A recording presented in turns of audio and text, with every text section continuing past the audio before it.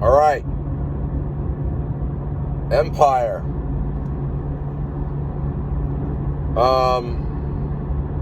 Much darker movie.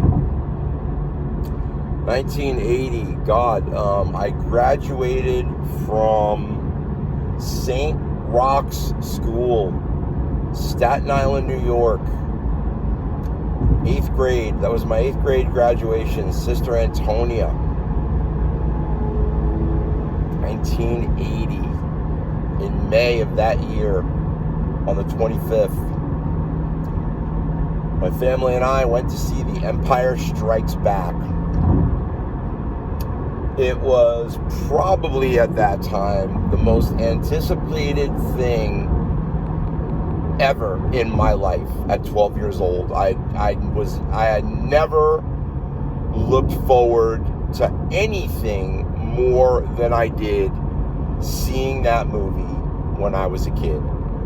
Fishing trips, vacations, summer vacation, Little League, Pee Wee football, none of that stuff. All good stuff. Scouts, all that stuff. Great. Weeblos. Love it. Nothing meant more to me than seeing The Empire Strikes Back as soon as I possibly could. I'd waited 3 years for this movie, and there it was. Director Irvin Kershner's masterpiece to the world.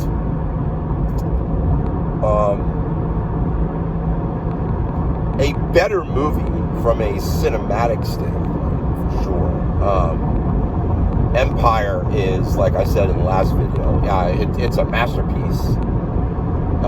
It is a tour de force in storytelling, dramatic filmmaking, lighting, cinematography, art direction, all the things that helped shape, again, my own directorial tendencies.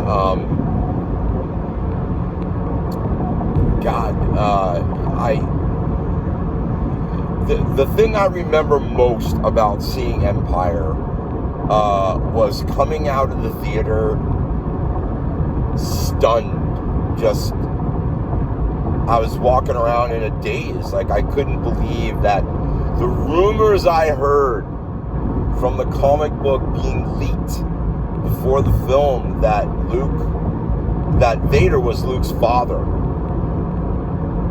That was hard for a 12-year-old. That was really hard for me to wrap my head around. Again, it's one of those things that, later as you get older and life goes on and you realize, you learn more about storytelling, you learn more about how to tell stories cinematically. You read Joseph Campbell, The Power of Myth, all that kind of stuff.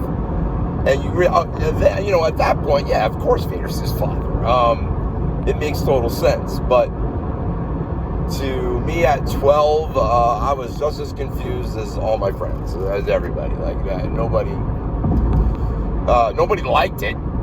We all hated Vader. I mean, he killed Ben Kenobi in the first movie. He almost killed Luke. Cut his hand off. And it just ended on such a down note. I mean, oh my God, it was just this gut-wrenching thing. I remember sitting in that theater watching him hanging off the bottom of that, like, weather vane thing or whatever it was at the end of the movie before the, Lando and Chewie, got underneath him and hooked him up. But, I mean, where was Han? What happened to Han? Luke was jacked up. I mean, it was, you were like, and then, so you basically, it put you on another 3-year odyssey of, what was going to happen next. How are they going to explain all this? And then, of course, this all hits you later. Star Wars 9, Empire 12, Jedi 15. There is no more perfect age to be for a trilogy, for the trilogy that rocked the world. I mean, I can't tell you exactly how introspective, or existential, my thinking was at 12 years old. I just knew I was pissed. I wasn't pissed at the movie. I was pissed that, that Luke got his hand cut off, and I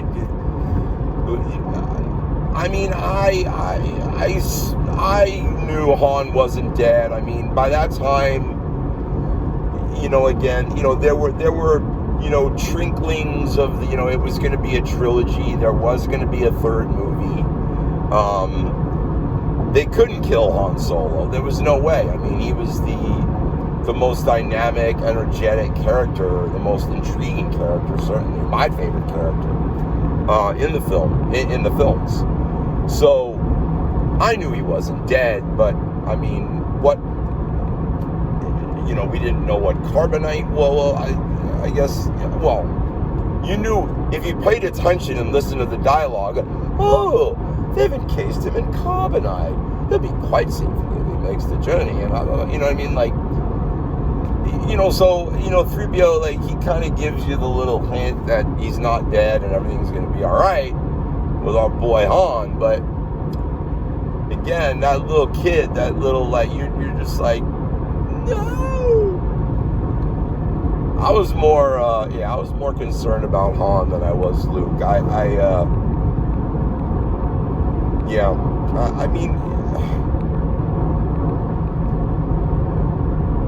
mean, my mom and dad took my brother and I into New York City that Christmas Eve in 1980, or it was 81, the following year. And my mom took us to that big bookstore in the city. It was a Walden Books or whatever it was. And she said, you can get whatever you want. Get whatever you want. Right to The Art of the Empire Strikes Back. And oh my God, when I opened that, all the different designs for Yoda, all the different designs for the snowtroopers, all the different ship designs, the AT-AT walkers, the snow speeders, all this crazy Joe Johnston artwork. It was just insanity. Oh boy, you're just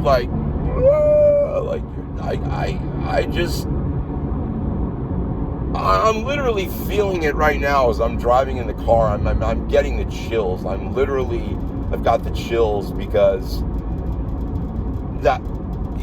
I'm remembering opening up that book and just which ones am I going to draw first? What am I going to? There were marker renderings and just all the Macquarie stuff again. I literally consumed all that stuff. At that age, at that time, after I'd had that book 6 months, I could do every drawing in there, every single one. All the little thumbnail sketches that Macquarie and Johnston had done, Nilo had done, for the little swamp creature on Dagobah. I could do everyone. That's how I learned how to draw. Everyone, this question you get asked a million times. You go, how did you learn to draw? I never had any formal training. No, I never took an art class. I learned how to draw by The Art of Star Wars, Art of Empire Strikes Back, and The Art of Jedi. Joe Johnston, Nilo Rodis, Ralph Macquarie, those guys taught me how to draw. I'd never met them in my life. I would go on to meet them, all of them actually, in my career, work with one in being Joe Johnston later in my career. But wow, just, these videos are for you, David. You said, how did it influence me? And the books, the art of books. If you don't have them, I suggest you get them. You can still find all the original prints, the original printings, the first printings on eBay, or, go to a used bookstore, go to a flea market, eBay would be your best bet. I literally have every printing they've done. Excuse me. Oh God, lunch. Every printing they've done of those books, I have. Not that they've done anything different. I think if I remember correctly, they did hardcovers, which I eventually got later. But that's the artwork in those books is. To this day, we're in 2026. Those books came out in the mid-'80s. And I would say that to this day, that is some of the best production artwork that has ever been done for a film, hands down. It's still up there with me. It's just brilliant. It's brilliant. Every marker stroke, those drawings of the snowtroopers that Johnston did, the ones I particularly remember on Hoth, there's even one where there was like a vigil or something. It's kind of, I'd love to get my hands on this original drawing, which I'm sure was bigger than the little thumbnail thing that they had in the book, but it was a vigil of a bunch of snowtroopers standing around like the dead that they had buried, it's not in the movie. I've read the original script several times. I don't recall reading anything like that. So the presence of mind and the wherewithal of Joe Johnston to draw that, to conceptualize that. Those books not only taught me how to draw, they taught me how to think. When I sit down and I draw a creature, and I speak about this all the time with other creature designers, guys that I came up with in the industry, George Rochelle, Steve Wang, Eddie Yang, Jose Fernandez, these guys that I all came up with, and we would always talk about what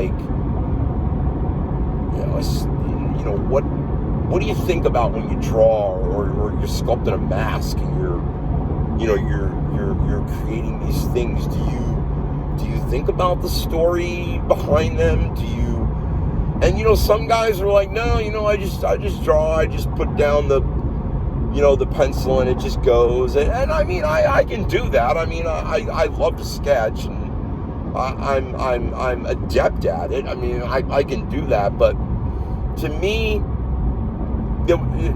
my creature designs, they are born of stories. They're born of ideas that I have in my head of other worlds, of other civilizations, of other races, of other just things that exist beyond this earth, beyond our knowledge and our existence. And that was the beauty of it. Again, I don't want to change the subject of this, but you just don't. I don't see that in kids today. I don't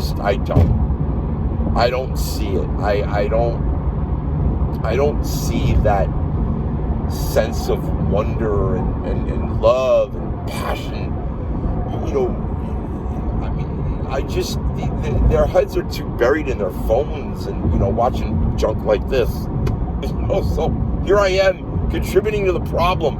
But anyway, not to get too far into that, but Empire. dark movie. Great movie, dark movie. Yeah, but that's it. That's pretty much, again, in a nutshell. I could talk until I fall asleep about The Empire Strikes Back. But I'm not going to do that. I'm not going to bore you guys. I will see you with Volume 3, Return of the Jedi.